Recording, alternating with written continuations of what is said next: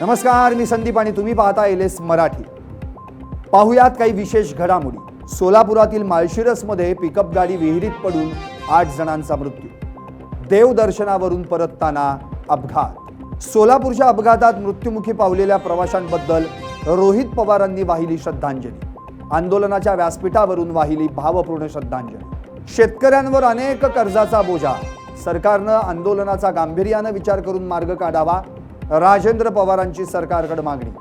रोहित पवारांना जरांगेंचा कर्जमाफीचा सल्ला, शेतकरी वाचला तरच देश वाचेल, उपोषण नको, चर्चेतून मार्ग काढा, मनोज जरांगेंचं वक्तव्य। मोदी सरकारच्या 12 वर्षांच्या कार्यकाळाचा आमदार परिणय फुके यांनी मांडला लेखाजोखा। गोंदियात पत्रकार परिषद घेऊन दिली माहिती। बुलढाण्यात फसव्या कर्जमाफी विरोधात रविकांत तुपकर करणार अन्नत्याग।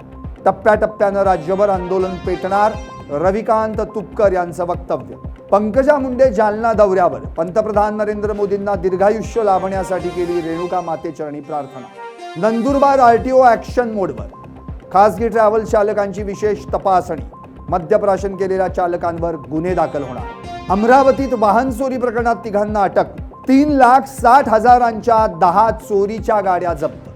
वाहन चोरांच्या टोळींचा पर्दाफाश, अमरावतीसह 9 गुन्हे उघडकीस। रायगड जिल्ह्यातील महाडमधील ब्रिटिशकालीन गांधारी पूल धोकादायक, नवा पूल रखडला, कोट्यवधी रुपयांचा पूल अजूनही अर्धवट स्थितीत।